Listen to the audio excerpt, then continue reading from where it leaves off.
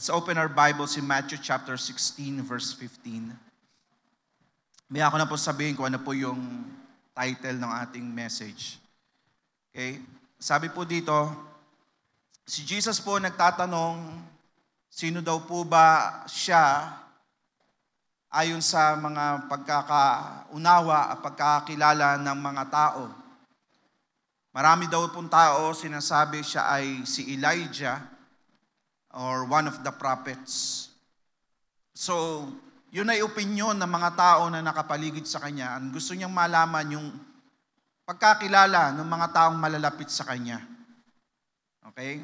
Kaya tinanong niya yung kanyang mga disciples, sino ba ako sa inyo? At may sumagot. Sabi po dito, but what about you, he asked, who do you say I am? Simon Peter answered, you are the Messiah, the Son of the living God. Jesus replied, blessed are you, Simon, son of Jonah, for this was not revealed to you by flesh and blood, but by my Father in heaven. And I tell you that you are Peter, and on this rock I will build my church, and the gates of Hades will not overcome it. I will give you the keys of the kingdom of heaven. Whatever you bind on earth will be bound in heaven, and whatever you loose on earth will be loosed in heaven. Then he ordered his disciples not to tell anyone that he was the Messiah. Okay? So, dito sa istoryang ito, makikita po natin na merong revelation na tinanggap si Peter from heaven above, revealed by the Father. Nung nagtanong si Jesus, sino ba ako?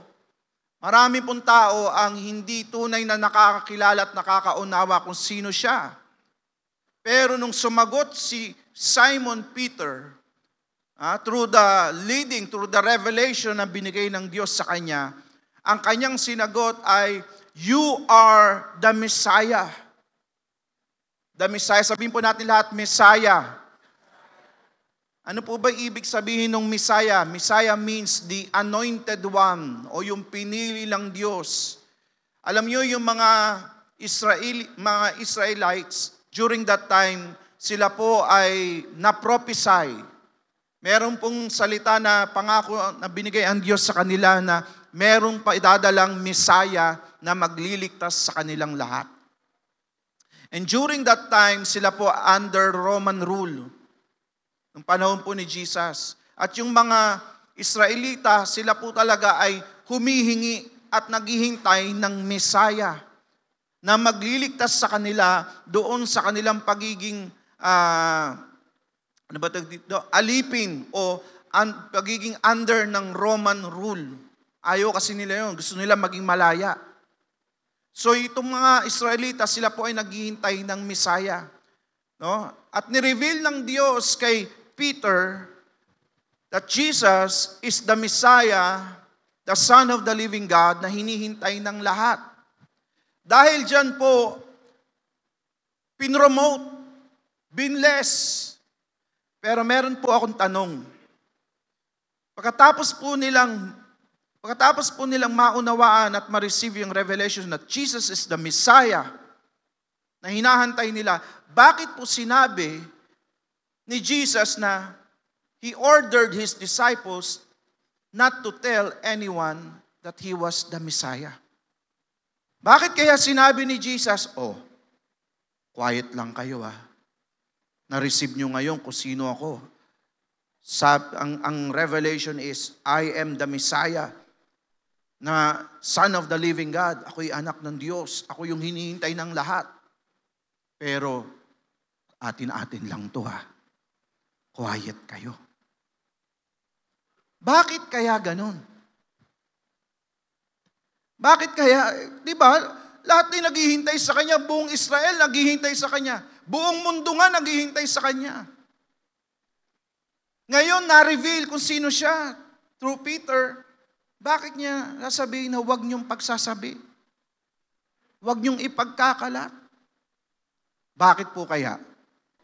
Kasi, listen, malaking bagay kasi yun, hinihintay ng lahat yun yung Messiah. Okay? Hinihintay ng lahat ng tao in Israel yung Messiah. Now, ayaw ipasabi ni Jesus because once na nalaman ng buong Israel, meron silang magiging action. Ang gagawin nila is, kukunin nila si Jesus at idideklara nilang hari. Kasi kailangan nila ng leader eh. Yung Messiah na iniisip nila ay yung will rise up and lead them against para labanan yung mga Romano. Okay? Now, hindi yon ang plano. Hindi kasi yon ang plano ng Diyos. It is true, siya ang Messiah. Pero siya ililigtas niya ang Israel at ang buong mundo hindi sa pamamagitan ng rebellion. That is why ayaw niyang ipasabi kasi alam na niya na once, kaya nga yung iba tinatanong, bakit hindi mo pasabihin kung sino ka talaga, kung ikaw talaga ang Messiah? Tinatanong si Jesus. Kasi yun nga ang gusto nilang mangyari. Lumaban na sila at ilid sila ng someone, yung katulad nun ng Messiah. No? Gusto nila ng Messiah para ilid sila. That is why, sabi ni Jesus, huwag kayong maingay. Kayong maingay. Kasi masisira o magugulo yung plano ng Diyos. Kasi ipipilit ng tao yung plano niya. Pero iba yung plano ng Diyos. Okay? At ganyan po ang Panginoon. God has a plan para po sa ating buhay. Tayo pong lahat dito, katulad ni Jesus, no, meron tayong purpose. Sabihin po natin lahat, purpose. We have a purpose in this world. We have a mission na kailangan natin ma-fulfill. Meron tayong destiny. Sabihin po natin lahat, destiny.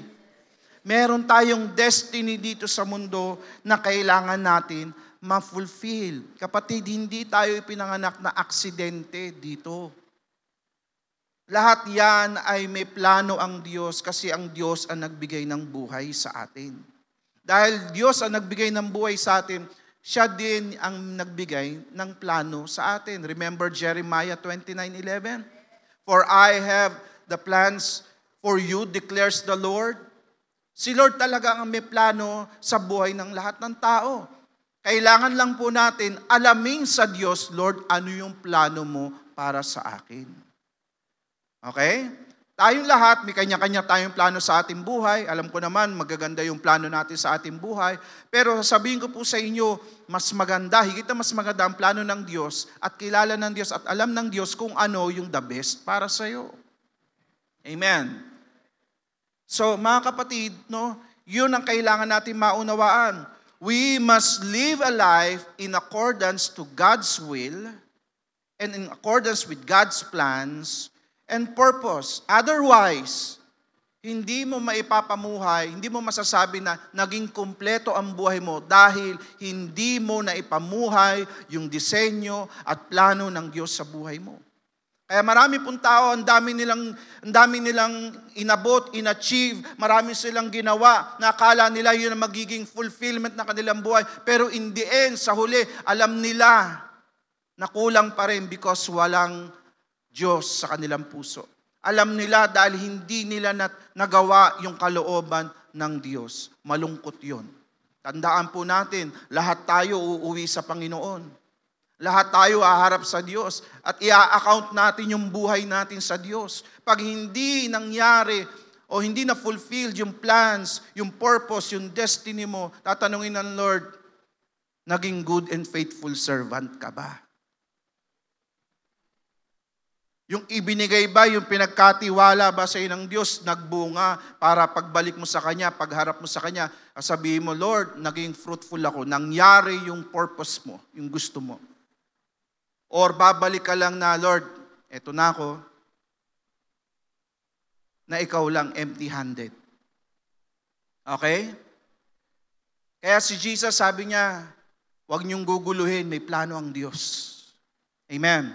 Importante yung plano ng Diyos sa buhay ng bawat isa. Sabi ng 1 John chapter 2 verse 17, "The world and its desires pass away, but whoever does the will of God lives forever." Lahat ng bagay dito sa mundo, kapatid, pati yung mga nais natin, yung mga desires natin, kapatid, temporary yan lahat. It passes away. Pero yung will, palooban ng Diyos, it lives forever. So question, Pastor, ano ba yung will ng Diyos kay Jesus? Ayaw niya ipagsabi na siya ang Messiah. Ayaw niya ipagsabi na siya yung hinihintay ng lahat. Ano po ba yung plano? Ano po ba yung plano ng Diyos sa kanya? Yon. Matthew 16:21. Tuloy lang po natin yung verse na yon. From that time on, Jesus began to explain to his disciples that he must go to Jerusalem and suffer many things at the hands of the elders, the chief priests, and the teachers of the law, and that he must be killed, and on the third day be raised to life. That's the plan of God. That's the will of God. That's the purpose kaya siya bumaba sa lupa. Amen? Isipin mo, kung yung mga tao ay ginawa siyang king, siyempre poprotektahan siya ng mga tao, ng mga Israelita. Ayaw siyang mamatay because siya yung Messiah. Hindi naman yun ang plano. The plan of God for Jesus ay iligtas ang buong mundo sa pamamagitan niya. Na si Jesus ay mamamatay dun sa cross at sa pagkatapos ng 3 araw, siya po ay mabubuhay muli. Amen? That's the whole plan. That's the purpose. Amen. Nangyari po ba? Yes, nangyari. Nangyari. Kasi sinabihan ni Jesus, huwag kayong maingay. Kung hindi, no, iba ang magiging reaksyon ng mga tao. Okay? Pero, nung narinig ito ni Peter, at ito na po tayo dun sa ating lesson. Nung narinig ito ni Peter, hindi siya makapayag. Anong mamamatay? Hindi ka mamamatay. Kari-reveal lang sa akin that you are the Son of the living God. You are the Messiah, the Son of the living God. Tapos sasabihin mo, papatayin ka lang. Sabi ni Peter, Matthew 16, verse 22. Peter took him aside and began to rebuke him. Aba, na-rebuke pa si Jesus. No? Never, Lord, he said, this shall never happen to you. Pero tingnan niyo po yung reaction ni Jesus. Verse 23. Jesus turned and said to Peter, "Get behind me, Satan. You are a stumbling block to me. You do not have the mind that concerns the. You do not have in mind the concerns of God, but merely human concerns." Nire-rebuke niya si Jesus. Pero nirebuke ni Jesus hindi lang si Peter, pati si Satan. Why? Kasi gustong maglagay ng stumbling block. Sabihin po natin lahat, stumbling block. Gustong maglagay ng stumbling block si Satan sa pamamagitan ni Peter. And this will be our topic this morning. Let's talk about stumbling block. No? Ano po ba yung stumbling block? Sabi dito sa dictionary, it is an obstacle or hindrance to progress, belief, or understanding. So ang stumbling block ay isang harang, sagabal. Okay? Doon sa purpose, doon sa nais. Okay? So ang stumbling block, yan po ay panggulo, pangharang doon po for progress, belief, or understanding. Okay, Hebrews 12 verse 1. Sabi po dito, therefore, since we are surrounded by such a huge crowd of witnesses to the life of faith, let us strip off every weight that slows us down, especially the sin that so easily trips us up. And let us run with endurance the race God has set before us. Now listen, lahat ng Kristiyano say amen. Tayo pong mga Kristiyano, meron po tayong kanya-kanyang stumbling block. Kaya tayo nahihirapan na mag-progress o lumalim o makasunod sa kalooban ng Diyos. In Hebrews 12:1, meron po siyang binigay na example. Okay? Ito daw ang katotohanan, we are surrounded by such huge crowd of witnesses. Marami pong nakatingin, marami pong nagwi-witness, marami pong nanonood sa buhay Kristiyano natin. Nandyan yung anak mo, nandyan yung kapatid mo, yung magulang mo, yung pamilya mo, nandyan yung mga kapitbahay mo, yung mga kaibigan mo, yung mga kasama mo sa trabaho. Lahat ng tao ay tinitingnan yung buhay Kristiyano mo. Whether we like it or not, we are surrounded by a huge crowd of witnesses. Ano wini-witness nila? The life of faith na meron tayo. The life of faith na meron tayo. Hindi mo maaalis sa kanila yon. Hindi mo pwedeng sabihin, ay hindi, ano lang naman ako hindi ako naman ganung Kristiyano na no. Kapatid, whether we like it or not, may mga tao nakatingin sa buhay natin. Okay? Now, ano po ang sabi? Let us strip off every weight that slows us down. Merong mga bagay na nagpapabagal sa atin. May mga bagay na kung saan ay nakasabit sa ating journey as a Christian. Kapatid, etong totoo, yang mga bagay na yan, hindi nakakatulong sa iyong buhay Kristiyano. Bumabagal yung progress mo, bumabagal yung maturity mo. The Bible says, tanggalin mo yan. Kailangan ma-identify mo kung ano ba yung mga bagay na naghihinder, stumbling block doon sa iyong maturity as a Christian. Tanggalin. Amen. Sabi dito, especially the sin that so easily trips us up. Lalong-lalo na yung mga kasalanan na alam mo, pag yung kasalanan na yun, sandali lang hulog ka kagad. I don't know kung anong kasalanan na yun, pero marami pong kasalanan sa buhay ng tao na kung saan paborito nila. No, meron silang pet sin. No? Pag yung kasalanan na yun ang pag-uusapan na, pinoprotektahan pa nila. Wag yan, iba na lang. No? Pag yung kasalanan na yun ang dinidil sa kanila, sila ay nasasaktan, sila ay nagtatampo, sila ay nagagalit. Kapatid, listen, yung kasalanan na yan yung stumbling block mo. Okay? Diyan ka lagi natatalisod. Diyan ka lagi lumalagpak. That easily trips us up. Hindi yan makakatulong sa maturity mo bilang isang Kristiyano. Pastor, okay lang yun, Pastor. Kahit naman mabigat yun, nag-slow down ako, pero umuusad pa rin naman ako, Pastor. Talagang pinipilit ko umusad. Progress pa rin yung Pastor. Listen. Meron tayong race.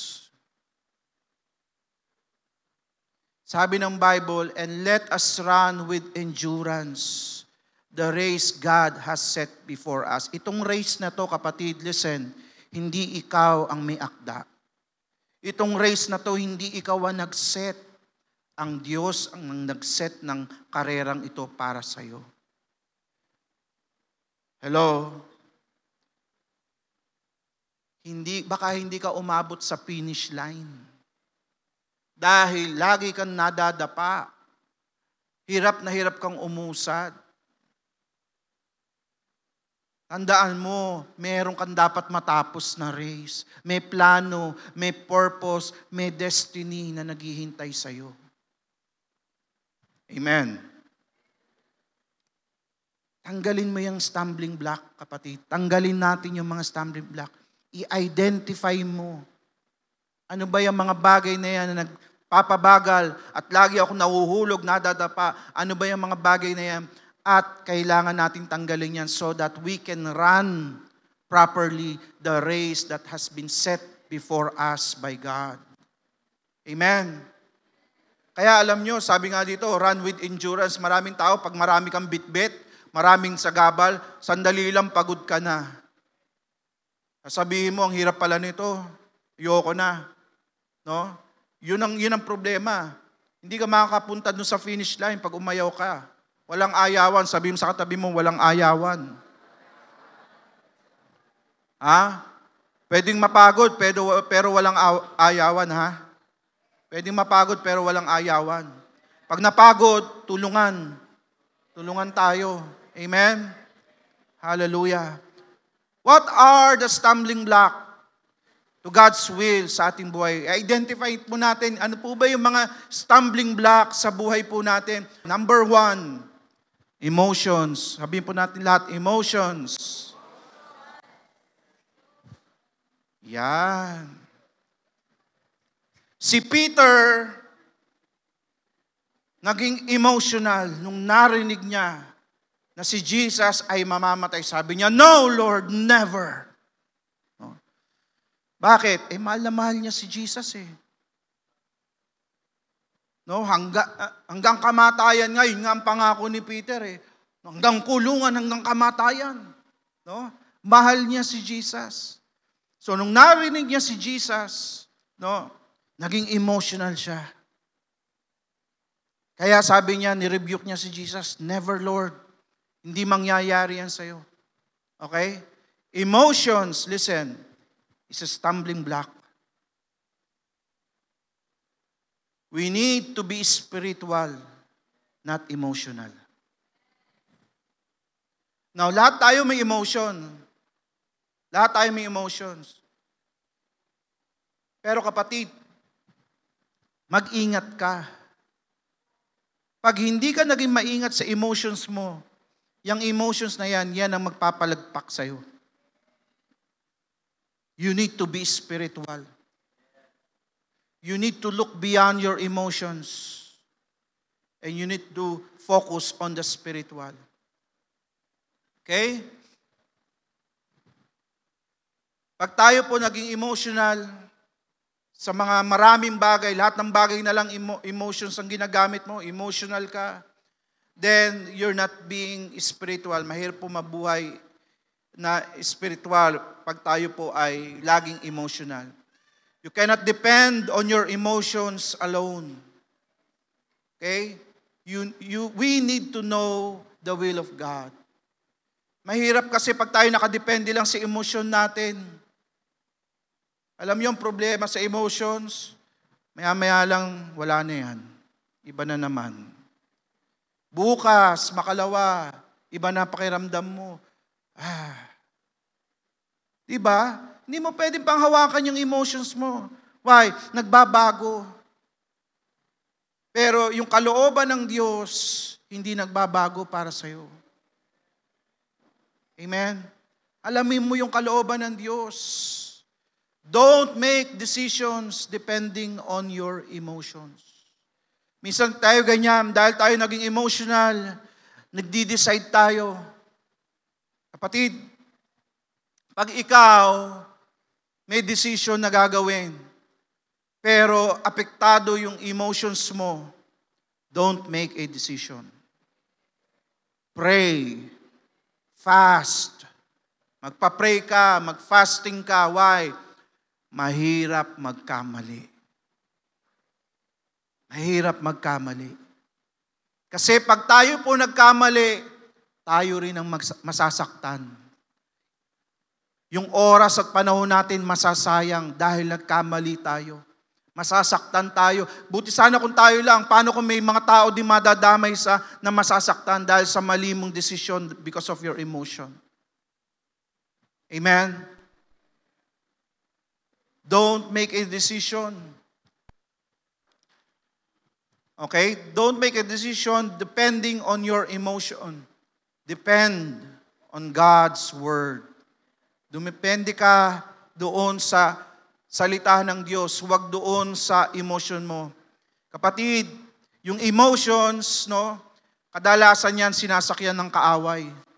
Sinasakyan ni Satan yan, nilalaro niya yung emotions. Alam ni Satan kung ano yung saan ka madaling mahulog, no, saan ka madaling maapektuhan sa iyong emotions, at yun lang ang gagamitin ni Satan para ikaw ay ma-off track, no, doon sa kalooban ng Diyos. Okay? Pero pag ikaw lagi ay spiritual, hindi ka emotional, kundi spiritual ka, kapatid, hindi ka maloloko ni Satan. Amen. In Matthew chapter 4 verse 1, si Jesus, nandun po siya sa wilderness. Siya po ay nagfa-fasting 40 days and 40 nights. Sino dito nakapag-fasting na-experience mo na mag-fasting? Yan. Sino dito 40 days, 40 nights? Buhay ka pa? Oh? Ang tindi, ako, pinakamatagal na naman naging fasting ko, 7 days. Feeling ko, katapusan ko na. At so feeling ko, napakapayat ko na nun.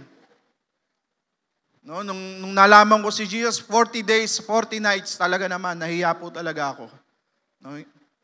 40 days, 40 nights si Jesus nandoon. Nagfa-fasting siya, mahinang-mahina na siya. Gutom na, kinain na ng big intestine, yung small intestine. Yung lagi naman sila sabi natin, gutom na ako, kinain na ng big intestine ko, yung small intestine. Tingnan po natin to, Matthew 4 verse 1, Then Jesus was led by the Spirit into the wilderness to be tempted by the devil. After fasting 40 days and 40 nights, he was hungry. The tempter came to him and said, If you are the Son of God, tell these stones to become bread. Jesus answered, It is written, Man shall not live on bread alone, but on every word that comes from the mouth of God. You see, sinasakyan ni Satan kung ano yung pakiramdam ni Jesus. Gutom na eh. Mahina na eh. Anong kailangan ng nagugutom? Pagkain. Amen? Hindi exercise. Hihimatayin ka pa nag-exercise ka pa. Pagkain. So, nakita ni Satan, gutom na.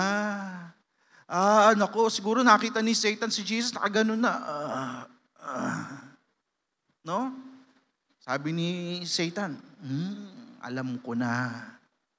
Sasakyan ko yung nangyayari sa'yo, yung nararamdaman mo. Jesus. Daming bato, ayan Utusan mo na yung bato ay maging tinapay para makakain ka na Para maibsan na yung paghihirap mo, para sumarap na yung buhay mo. Ano sabi ni Jesus? It is written, Man shall not live on bread alone, but on every word that comes from the mouth of God. Naging spiritual pa rin si Jesus. Hello? Dinadala sa emotions. Dinadala ni Satan doon sa nararamdaman ni Jesus. Pero sabi ni Jesus, huwag tayo dyan maglaban. Dito tayo maglaban in the Spirit. Sabi niya, man does not live on bread alone, but on every word that comes from the mouth of God. Nakaisa ba si Satan? Hindi. Amen. Talo si Satan. Kapatid, talo si Satan pag ikaw spiritual. Amen? Pero pag ikaw, ang pakikinggan mo yung nararamdaman mo,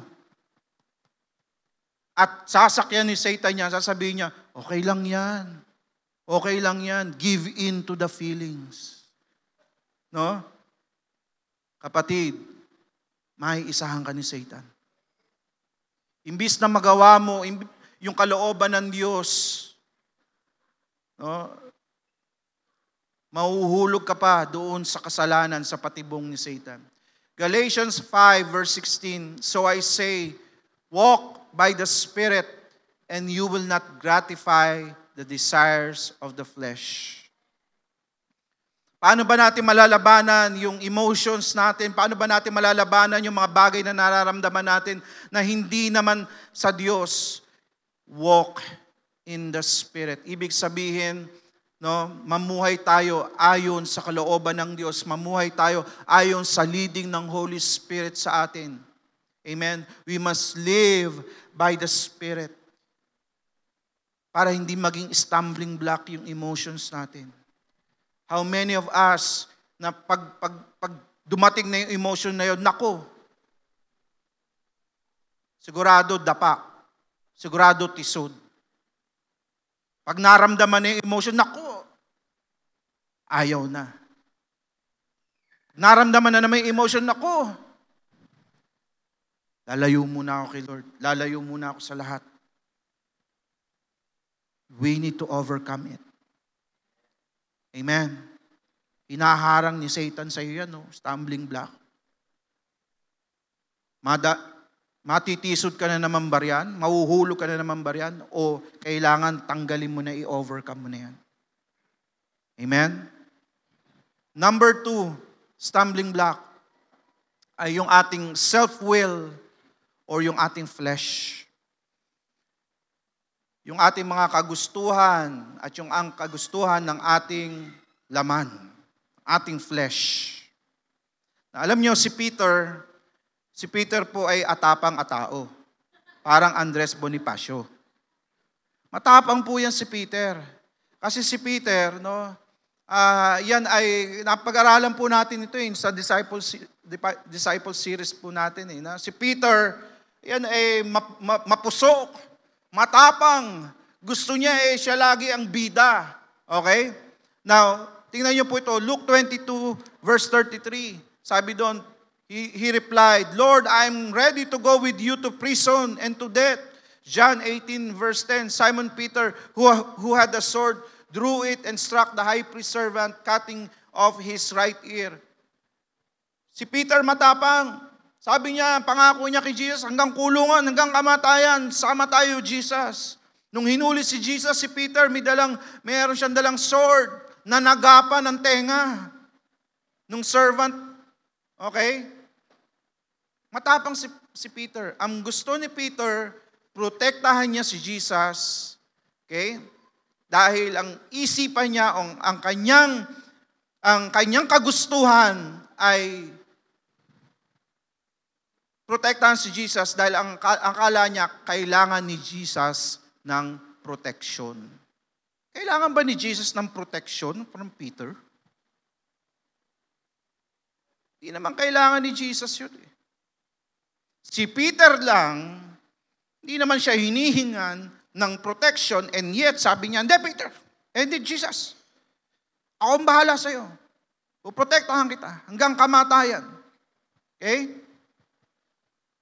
Tingnan niyo po, balik tayo doon sa Matthew 16:22. Peter took him aside and began to rebuke him. Ito yung pagpoprotect niya kay Jesus, ha? Kasi sabi ni Jesus, kailangan niya mamatay. So, pinotektahan niya si Jesus. So, tinawag niya si Jesus. Peter took him aside and began to rebuke him. Never, Lord, he said, this shall not happen to you. The Lord, di ko hayaan yan. Di mangyayari yan. Pero pansinin po ninyo, ang nag-uusap si Jesus at si Peter. Jesus turned and said to Peter, si Peter ang kausap, ha, get behind me, Satan. Pero si Satan ang nakita. Why? Kasi yung sinasabi ni Peter na akala niya good intention is not from Peter but from Satan. Kaya sino in-address ni Jesus? Si Satan. Why? Kasi si Satan, gusto ni Satan mangyari yung kanyang will na ano? No? Na pigilan si Jesus. So, na-rebuke. You are a stumbling block to me. Tingnan niyo po ito You do not have in mind concerns of God, but merely human concerns. Himay-himayin po natin yun. Na-rebuke si Peter dahil gusto niyang protektahan si Jesus. Pero ano sabi ni Jesus? Oy, Peter, huwag kang magpagamit kay Satanas. Bakit? Kasi yan ang trick ni Satanas. Yung akala mo ano matawag dito? Yung akala mo mabuti ay hindi naman pala. You do not have the concerns of God. Ang meron ka, concerns of men. Peter's intentions looks good. It looks right. Wala namang masama. Lord, huwag mong sabihin niya, masama. Mamamatay ka. Hindi ako papayag. Kahit sino naman, di ba? Ganun na magiging reaction. Kaibigan mo, kahit sabihin mo kaibigan mo, mamamatay na ako. Uy, kung nga magsalita ng ganyan. Tama? Maganda naman yung intensyon. It looks good. It looks right. But it is not from God. Hindi yun ang concern ng God. Concern lang, human concern lang. It is not of God, but of the devil. That is why ni-rebuke ni Jesus si Satan na gumagamit kay Peter. Listen, tingin po kay lahat dito.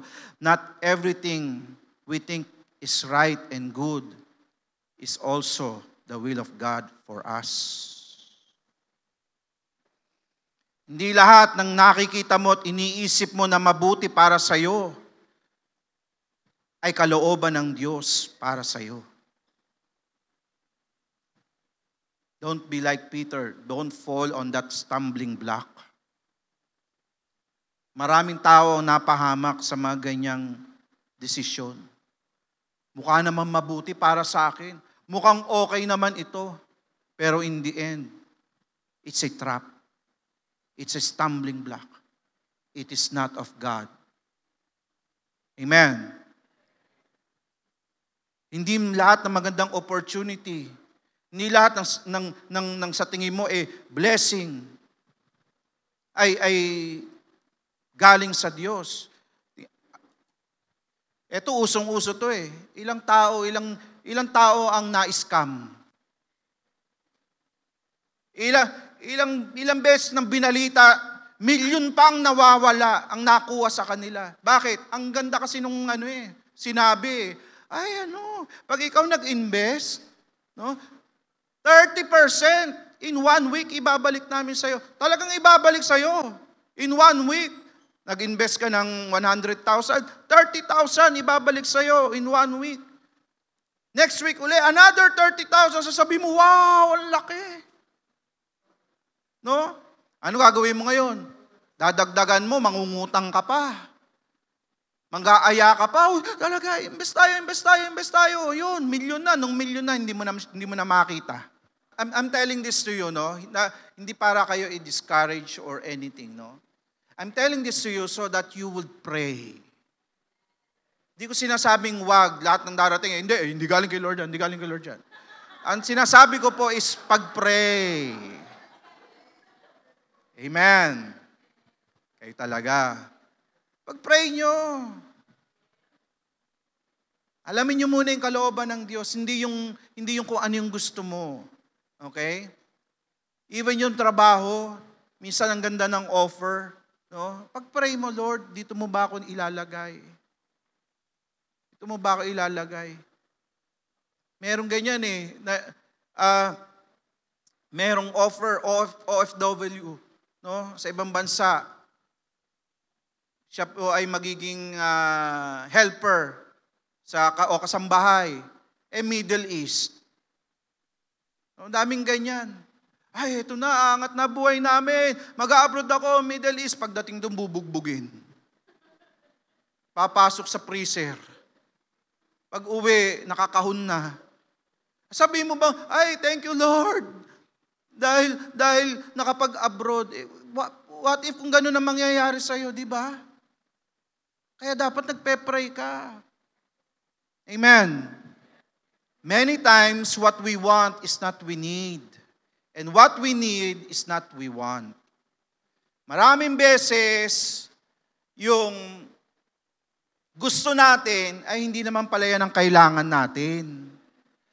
At yung kailangan talaga natin ay yun ang ayaw natin. Diba? Nangyayari yan eh. No? Gustong-gusto mo pero hindi mo pala kailangan. Tapos yung mga kailangan mo, yun yung ayaw na ayaw mo. Kaya minsan tanggi tayo ng tanggi sa Diyos sa kalooban ng Diyos. Tandaan niyo po ito, lahat ng binibigay ng Diyos sa iyo, lahat ng kailangan mo. Hindi lahat ng gusto mo. Ang problema kasi, pag tayo po nag-ooperate sa flesh o dun sa ating self-will, nagiging target din tayo ng kaaway. Okay? The devil will always abuse our free will. Lahat tayo may free will, di ba? We have a freedom to choose, no? We have the right to choose for ourselves. Pero kapatid, yung free will natin, kapatid, dapat ay maging maingat tayo. Bakit? Pwedeng sakyan yan ng kaaway, pwedeng gamitin ng kaaway yan para tayo mahulog. Okay? The devil wants you to focus on yourself and what you want. Ang tawag dyan, self-love. Narinig nyo na ba yan? Self-love. Ikaw naman focus ka naman doon sa sarili mo, doon sa gusto mo at mga syempre, love yourself. Delikado po yan, kapatid. Delikado po yan. Bakit po delikado yan? Kasi diyan nahulog si Adam and Eve. During the temptation ni Adam and Eve, sabi ni Satan o ng serpent, sabi niya, hindi naman kayo talaga mamamatay. Kundi, pag kayo kinain nyo ito, mabubuksan ang inyong mga mata at kayo magiging parang Diyos. Sabi ngayon ni Adam sa ni Eve, sabi nila, ayos yun magiging parang Diyos ako. Saka, tingnan nyo, basahin nyo po yung Bible. Tiningnan ni Eve, sabi niya, mukhang masarap nga. Mukhang desirable for gaining wisdom. Yung fruit, kainin ko na. So anong nangyari? Ang inisip, hindi yung utos ng Diyos, ang inisip, yung sarili. Sabi niya, masarap maging Diyos din parang Diyos. Kaya ano nangyari? After nilang kainin yun, naging Diyos na sila ng sarili nila. Hanggang ngayon, marami pong tao ang Diyos nila, sarili nila. Gusto nila, kung ano yung gusto nila, yun ang susundin. Kung ano yung gusto nila, yun ang importante, yun ang mahalaga, yun ang uunahin. Diyan nahulog si Adam and Eve. Nung tinukso na, isipin nyo naman yung sarili nyo. Pwede naman kayo maging Diyos din. Alam ni Satan kung saan ka mahina. Alam ni Satan kung saan ka tatargetin. Lalong-lalo na kung ang tatargetin o ang pag-uusapan yung sarili. Kasi ang tao, lagi niyang inililigtas yung sarili niya. Listen, Satan knows that the spirit is willing, but the flesh is weak. Tandaan niyo yan. Ini-excuse natin yan The spirit is willing, but the flesh is weak. Kapatid, alam din ni Satan yan. Na mahina ang laman. Okay? Mahina ang laman. So, anong target? Laman. Okay? So, wag nating hayaan na maging stumbling block yung ating mga self-will at yung ating flesh. Amen. Number 3, stumbling block. Selfish ambitions. Yan. Doon sa binasa natin kanina about Peter, ayaw ni Peter na si Jesus ay mamatay. Why? Okay? Kasi si Peter, meron siyang agenda.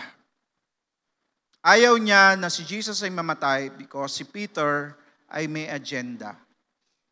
Isa po si Peter sa mga naniniwala na si Jesus ay magiging leader nila against the Romans.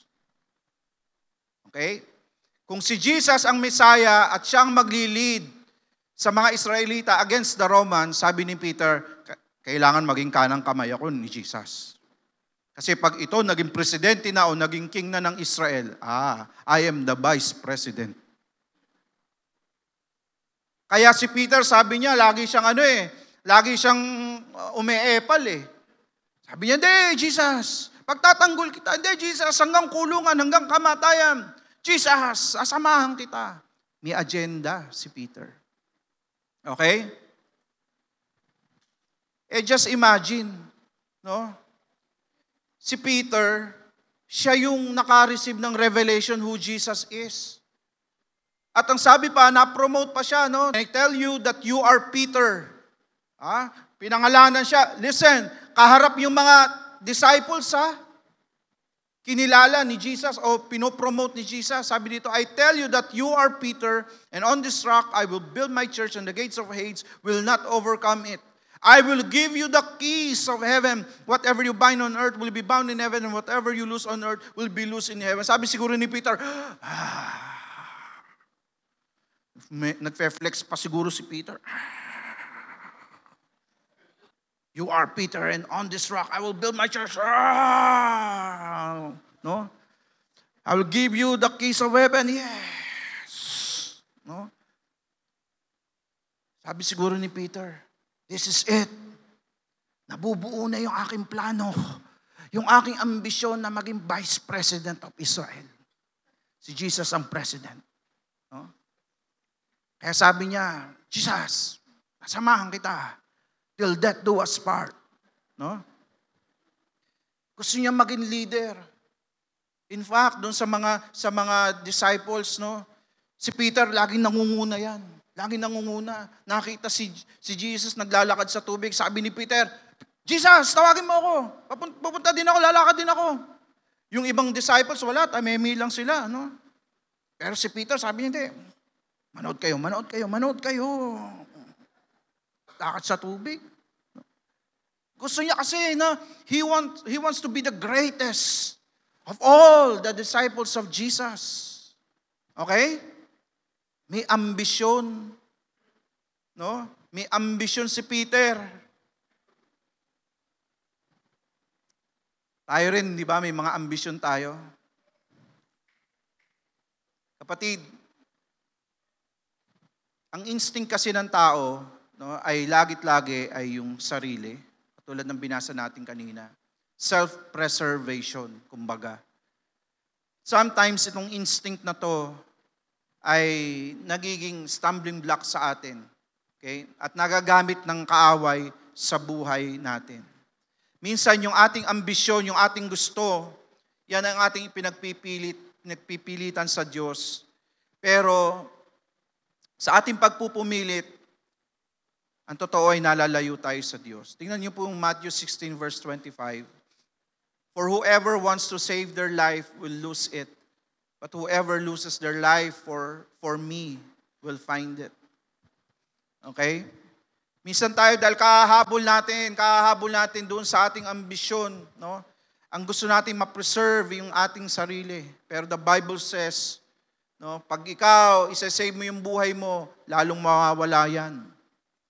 Pero pag iyan ay sinuko mo, binigay mo sa Diyos, matatagpuan mo yung buhay. Lahat tayo may ambition. Okay? But see to it that your ambitions in life is also God's vision for your life. Yung ambition natin dapat, yan din dapat yung vision ni Lord sa atin. So anong dapat natin gawin? I-align natin yung ating ambitions doon sa vision ni Lord para sa atin. Para matakbo natin yung race ng maayos.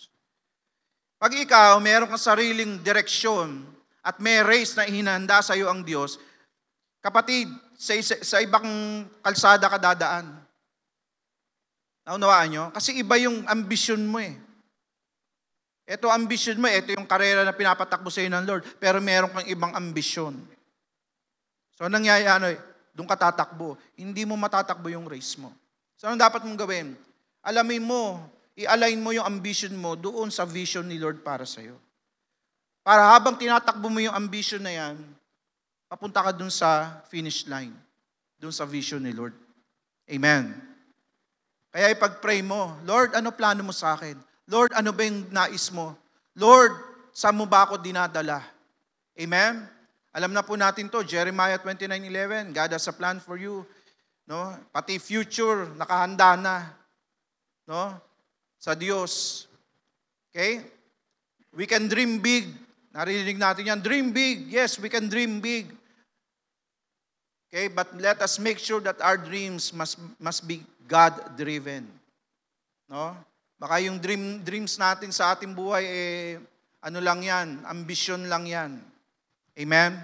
Walang masama mag-ambisyon, pero dapat naka-align sa vision ni Lord. Amen? Number 4, stumbling block is rebellion. Rebellion.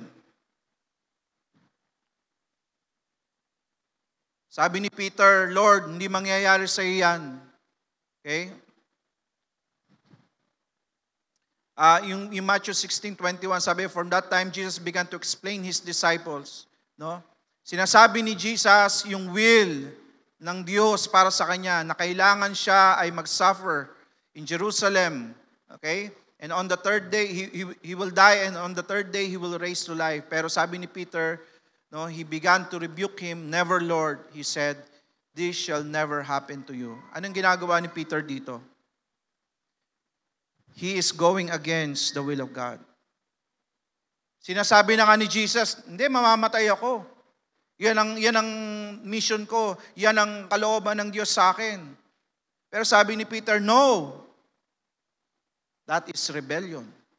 Yung ginagawa ni Peter. Why? Because nilalabanan niya yung kalooban ng Diyos. Amen. Nilalabanan niya yung itinakda o inihanda ng Diyos. He is rebelling against the will of God. Now, sin is rebellion against God. Ang kasalanan po ay rebellion yan because yan po ay nagdi-disobey doon sa inuutos ng Diyos. Si Peter, ayaw niya mangyari yung kalooban ng Diyos, kaya nire-rebuke niya si Jesus, dinidisobey niya, kumbaga nilalabanan niya. Ganon din tayo pag tayo nagkakasala. Pag tayo nagkakasala, dinidisobey natin yung sinasabi ng Diyos in the Bible. Okay? So, sin is also rebellion. Stumbling block po yan. Whenever we go against the will of God in our lives, we rebel against God. Listen, pag tayo po ay sasalungat o lalabanan natin yung kalooban ng Diyos sa ating buhay, yung plano ng Diyos sa ating buhay, then we are rebelling against God. Amen. Nagre-rebelde tayo sa Panginoon. Whenever we go against the Word of God, we rebel against God. Pag tayo po ay nilalabanan natin o ayaw natin sundin yung sinasabi o kalooban ng salita ng Diyos, then we are rebelling against God. Pastor, bakit naman rebelde ka agad? Bakit naman agad rebellion ka agad? Di ba pwedeng di ba pwedeng hindi lang sumunod? Yun nga yun, kapatid Pag mali ka ng pananaw sa kasalanan, mababaw lang sa'yo, para sa'yo ang kasalanan. Tingnan nyo si Adam and Eve. Kumain lang ng prutas. Ano ba naman yung kumain lang ng prutas? Tapos kailangan lahat madamay na buong mundo, masusulat pa kami pa ang dahilan ng pagkakasala at paghihirap ng buong mundo. Kumain lang na, di ba pwedeng gutom lang? Di ba? Ano ba naman masama kumain ng prutas? Ano ba yung magic prutas? Ang problema kasi hindi yung prutas. Listen, ang problema is, mayroon kasing sinabi ang Diyos na utos na huwag kainin yung prutas. Yun ang nilabag, walang kinalaman yung prutas. Kaya nga sinabi ni Lord, huwag niyong kainin yung prutas na nasa gitna ng garden, specific. Bakit? Pwede niyo naman kainin lahat huwag lang yun. Tama? Naging specific ang Lord. Yung nasa gitna ng garden, ang tawag doon, the tree of the knowledge of good and evil, may bunga yan, huwag niyong kakainin. Naunawaan niyo? Ang kasalanan, hindi doon sa prutas, ang kasalanan doon sa pagsuway, doon sa sinabi ng Diyos na huwag kainin. Pag mali ka ng pananaw sa kasalanan, kala mo, ano ba naman to? Prutas lang naman to, kadami-dami naman ng prutas dito. Hindi kasi yun ang point ni Lord Ang point ni Lord, may command, may salita. Pag yun nilabag mo, kasalanan yun, rebellion yun. Yun dapat ang maunawaan natin. Pag tayo, we will go against the Word of God, against the will of God. Kapatid, mabigat yun. At kailangan maging mabigat din sa atin yun. Sa Lord mabigat yun kasi kasalanan yun. Amen. So rebellion is a sin na kung saan ay nilalabanan mo ang Diyos. Nilalabanan mo yung kalooban at yung salita ng Diyos. Okay? The only thing that we can do to God's will and God's command is to obey. Yun lang ang tamang reaction. Makinig kayo mabuti. Isa lang ang reaksyon na hinahantay o gustong makita ng Diyos sa atin whenever He says a command or His word binigay sa atin. Obedience. Sabihin po natin lahat, obedience. Obedience. Pag hindi tayo nag-obey, then we break the law. We fall into sin. I'll give you an example. Malalaman mo pag ikaw mature na.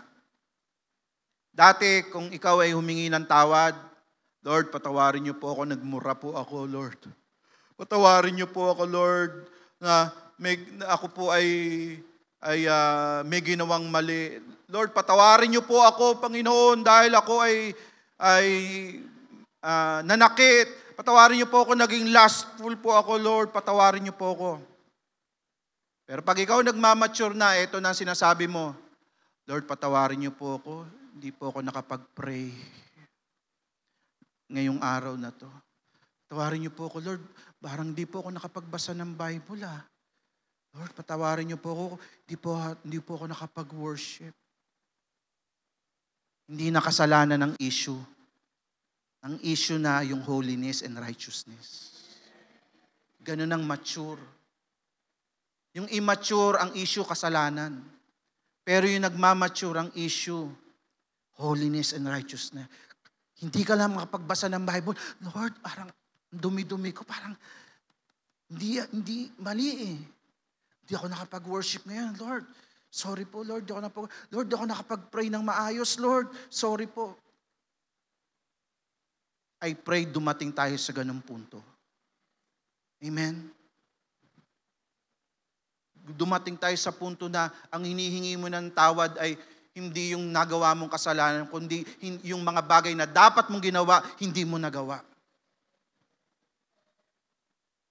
Amen. Laliman natin. Amen. Hallelujah. Ang reaction lang natin ay obedience. Obedience is the only reaction that we must give to God's words and to God's will. Kapatid, do you find yourself rebelling to God? Are you rebelling against God? Are we still living in sin, rejecting His will, sa atin. Alam mo naman yung kalooban ng Diyos eh. Alam mo naman kung saan ka dinadala ng Panginoon. Alam mo naman kung yung gusto ng Diyos na mangyari sa buhay mo eh. Are we disobeying His words, His commands?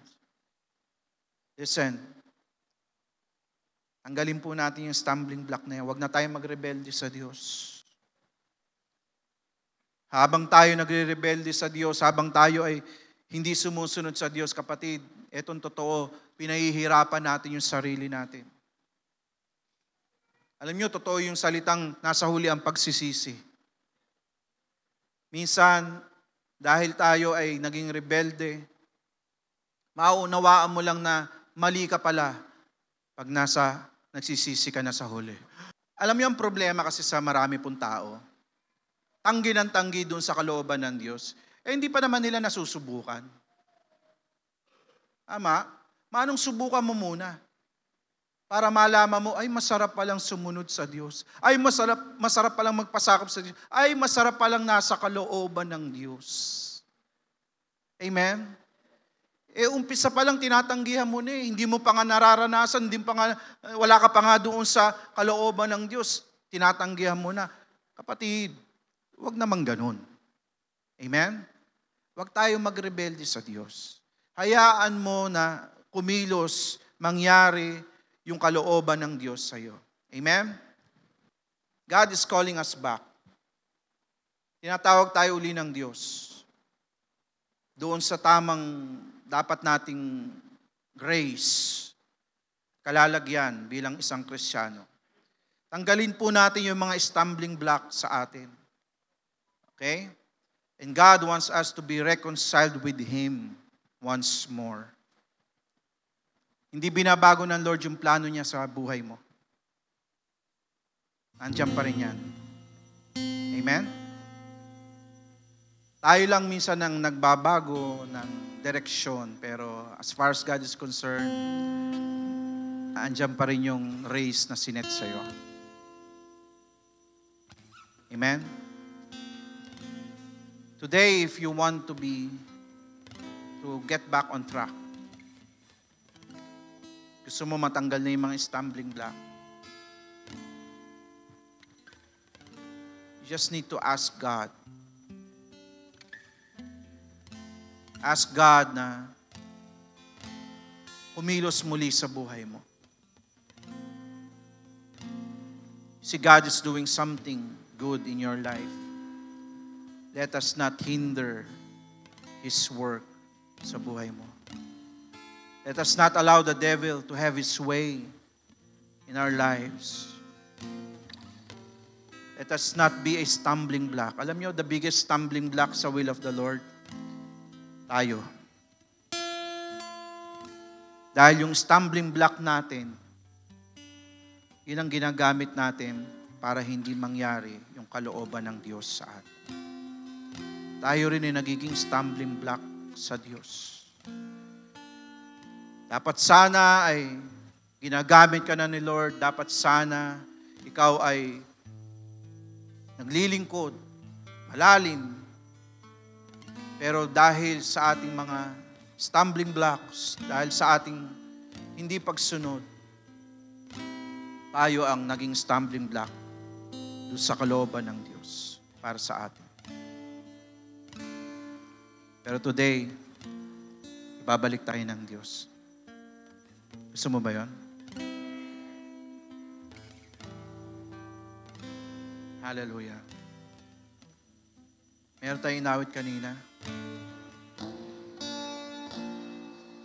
Si God is here. Alam ko, si Lord, kinakausap ka kanina pa. And He wants to restore you. Put you back on track.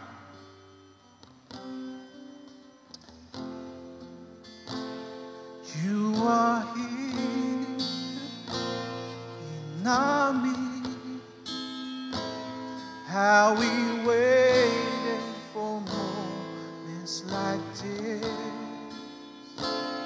Have your way in this place. Holy Spirit, come to as you will. We are changed as you move in our midst. Come on, just welcome the Lord right now in your heart. Sing, you are here. You are here in our midst. How we waited for moments like this. Have your way, Lord. Have your way in this place. In this place.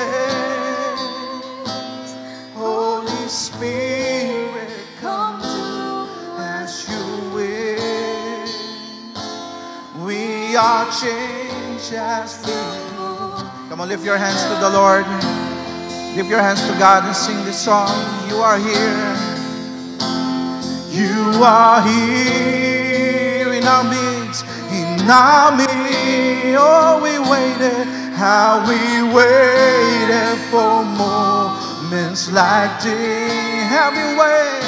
Have your way in this place. Holy Spirit. Holy Spirit, come to as you will. We are changed as you move in our midst. Come on, one more time, hallelujah. You are here in our midst. How we waited for moments like this. Have your way in this place. Holy Spirit, come to as you will.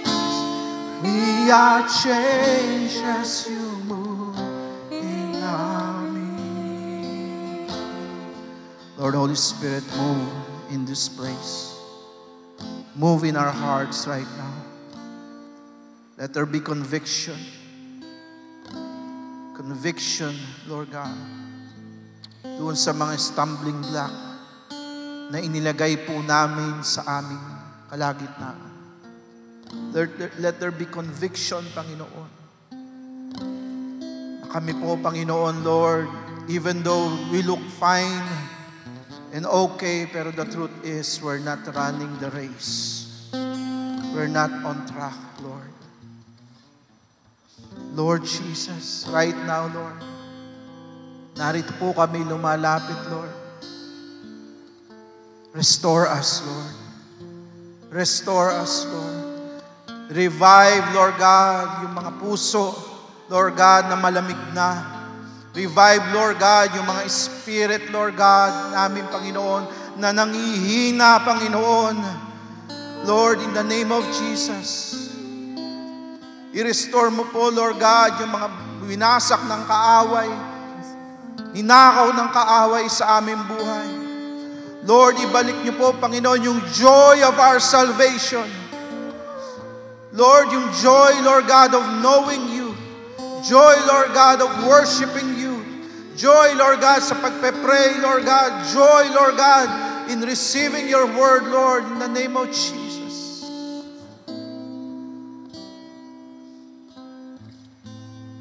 Father, Lord, once again, Lord, narito po kami. Sinusuko po namin ang aming buhay sa iyo. Nagkamali po kami. Nalayo po kami.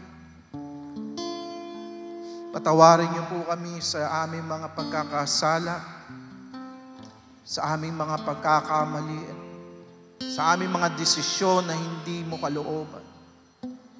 Patawarin niyo po kami. At Lord, sa oras at sa araw na ito, binubuksan po namin muli ang aming puso sa iyo.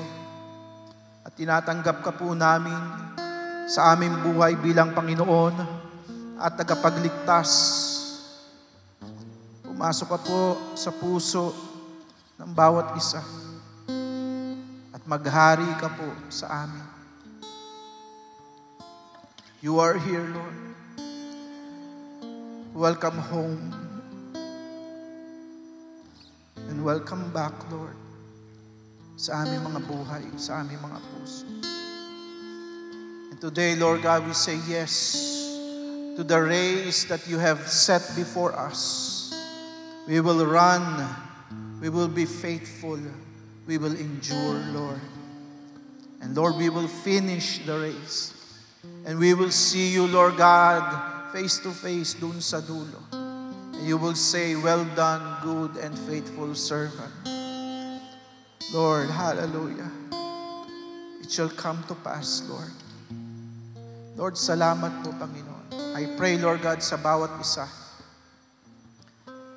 we will have a renewed strength, Lord God, in serving you.